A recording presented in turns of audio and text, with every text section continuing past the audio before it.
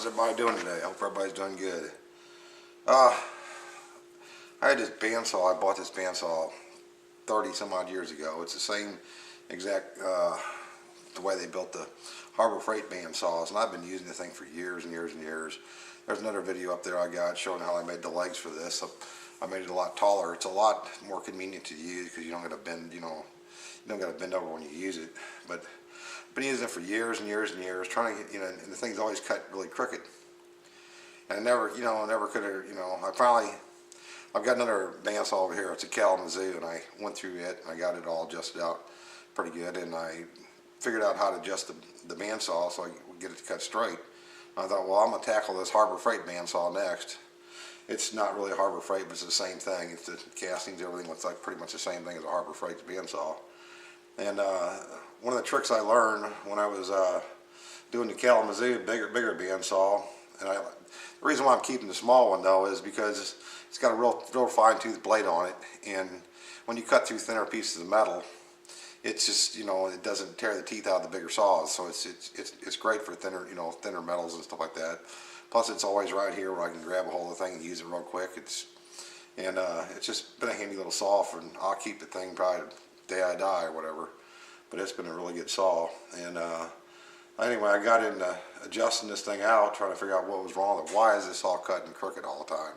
And when you weld something together or whatever, and you want try to butt something up against something else, and if the thing's not cutting reasonably square, it just makes it so much harder to to put a project together. You got to go out and it's just a pain in the neck. So I thought I'd tackle it, and I got into this thing, and got to looking at it, and the blade guides right here.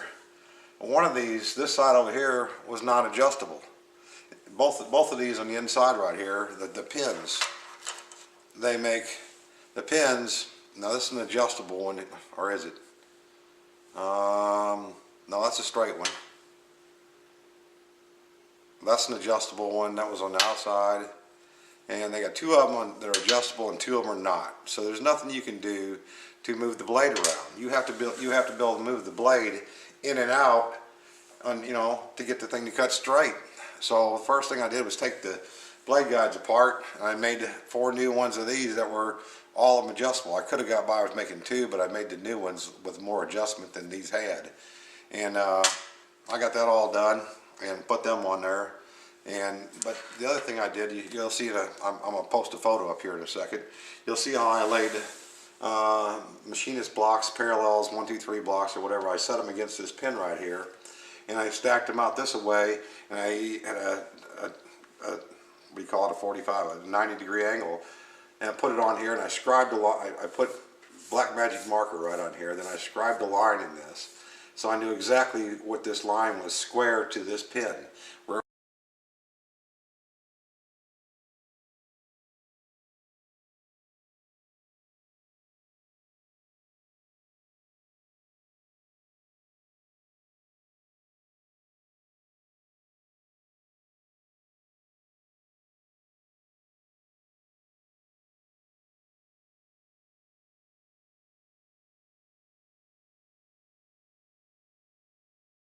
Everything pivots at, and we got that all set up and everything, and I was able to check the squareness of the blade one way.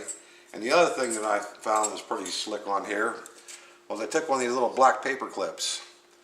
Let's see if I can show it to you a little closer. One of them little black paper clips, and see that little groove I ground in that paper clip right there? What it allowed me to do was I clipped this on the blade on the top side. Let's see if I can get it on there. A little notch gives a place for the ruler to go down into a little ways. I was able to clip this thing on the blade then.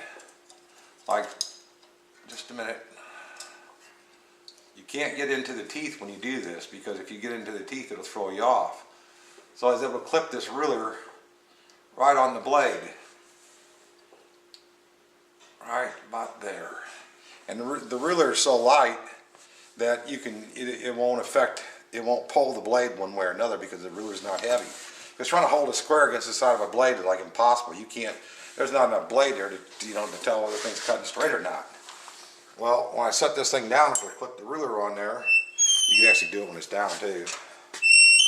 When I set this thing down like so, now I can take my square, get all the chips off of there, and put the square in here and bring it over to that and tell whether the thing was cutting straight or not.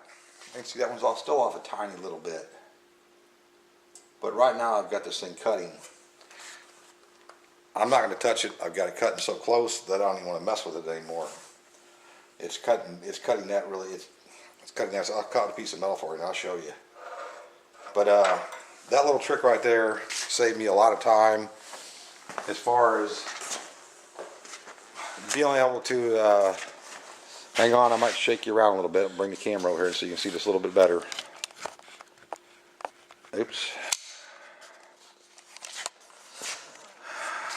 As you can see how I got this thing clipped on the blade, okay, and then you put your square in here from the back side. It comes around this way, the square lane's right here, okay, and you can slide your square up to that thing really close without it in. See if I can get it in there. I've got just a little tiny bit of gap there, not much, very little gap. Okay, you can check that. You can check that at this end, and you can check it down here by the blade, by the other end, by the blade guide, and then you can get it cutting straight up and down. That's where you adjust it, right here. This one bolt right here, and it's hard to adjust because there's no screws. You just got to push it around and kind of play with it. And when you're doing that, you can knock it out so fast. But having this ruler on here to hold the thing up straight like that with your square, it gets you really close in the ballpark. Okay, so then after I got the thing squared up, then I started adjusting these rollers right here. And you got to be careful when you adjust these rollers that, you know, if you got a lot of, if you make a set like I made where there's a lot of offset in the pin, like the other one I showed you right here just a minute ago.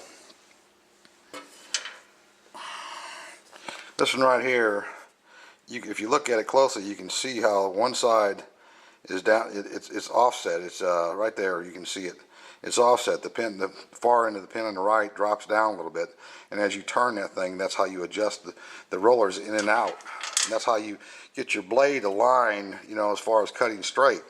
Well, this one, if you can't adjust this side and you can't adjust this side over here, you know, those inner rollers, there's no way. All you can do is take the slop out of the blade, so the blade's holding up straight, but you can't adjust it in and out. So by making these new adjustment pins right here, now I was able to align my blade. So if you get your blade aligned this way, and I was able to measure off this scribed line, if you can see that scribed line I've got on there, there's a real fine scribed line right through here in that black magic marker. I don't know how well it's going to show up on camera or not, but that's where I scribed. I took a black magic marker and I laid it on here, and I marked across there, and then I scribed a line across that, which was in line with all my little blocks I stacked up, which is in that picture. So I had something to measure off of.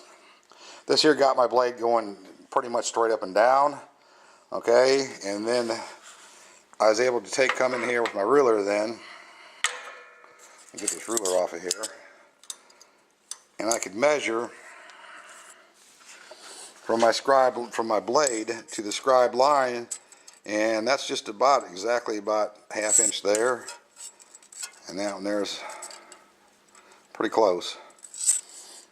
But the other thing you got in these saws is the backstop right here. Is it adjusted correctly for this part right here? Is it adjusted, you know, your back part of your vice jaws, is it adjusted right to cut the thing straight? Anyway, by changing these two pins out right here, by using the ruler on the blade, and to get the thing to cut straight, I'm going to cut a piece of metal right here, and I'm going to get that machinist square right there, and we're going to check it to see how square it cut. Like I said, I've got it adjusted so close right now, I'm afraid to touch it anymore. Let me put you back up here in the tripod, and let me get a piece of metal now. We're going to cut a piece of metal off and see how straight it comes out.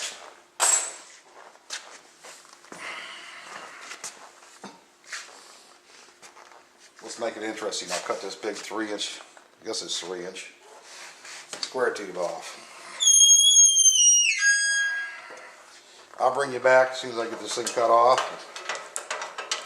and we'll see how square it cut it.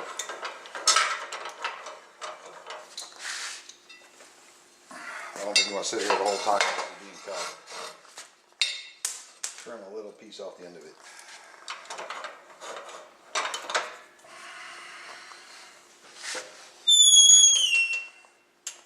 That'd be good.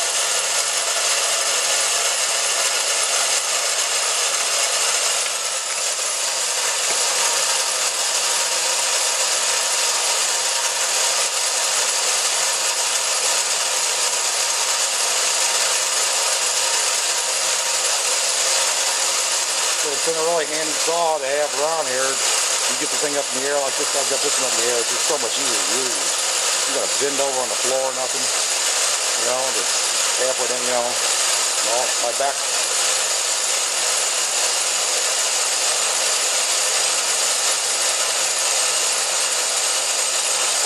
I'll be coming through there in a minute.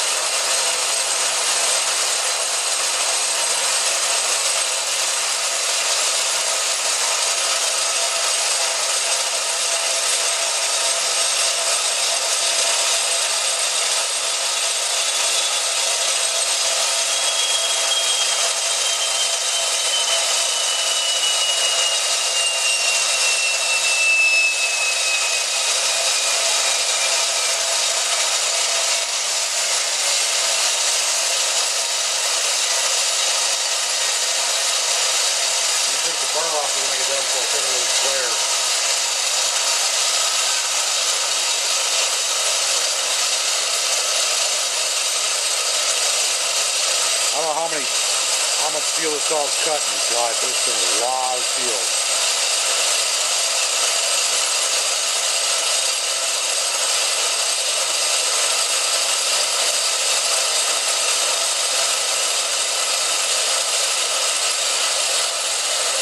It sure is nice having one that's cutting halfway straight, I'll tell you that. It's worth doing. It's worth taking the time out and get the thing fixed. I regret not doing it sooner.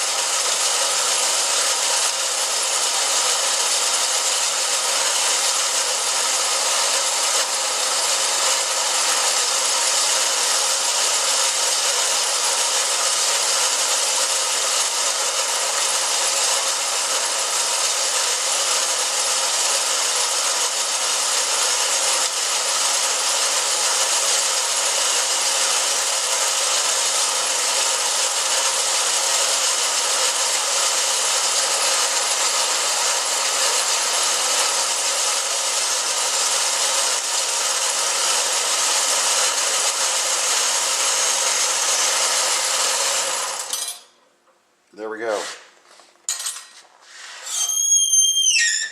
Let's see what we did here. I put a T on here for the top of it. Let me make sure that you're still in view good here. Yep, Everything's pretty good. Okay.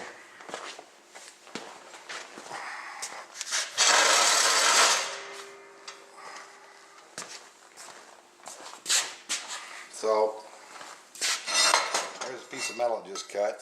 I'm going to take the burr off the edge of it, which isn't much, but there's a little bit there. Okay. There it is. I don't know if you can see that or not. Let's see if you can turn this viewfinder thing around so I can see what's going on here. There's my cut from one side to the other side. Well, it's hard to see. See if I can get position where you can see it better.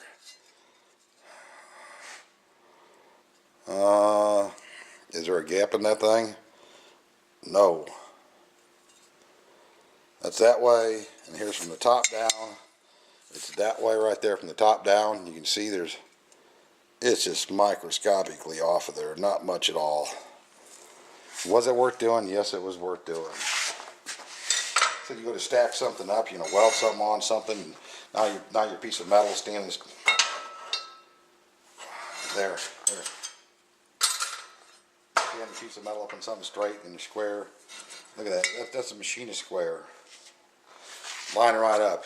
Really nice. Love it. It was definitely worth doing. So if you want to get your saw cutting a little straighter, that's how I did it. And maybe you can use the same ideas, but them pins, I guess a guy could, these blade adjusters right here, I guess you could buy them at, order those through Harbor Freight. I imagine you could buy the ones on the outside. I assume they still make them this way. I don't know. That's the way this saw was made, where one side wasn't adjustable and the other side was. So if a person just ordered these other pins, take yours apart, make sure that they're not adjustable like that. Because you got to be able to move them rollers around. You got to be able to move these bearings back and forth on here. You get this blade, in line 90 degrees to your pivot pin right here. That was the purpose of scribing the line, to get this blade exactly 90 degrees to this so it would cut straight. And it's working out really good. I'm almost afraid to touch it after this because it's working so good. But anyway, thanks for your time, and hope you guys can use some of this idea and get your saws cutting straight too. It's sure a lot more fun to use them, a lot more pleasure to work with whenever the saw's cutting straight. Anyway, talk to you later. Goodbye.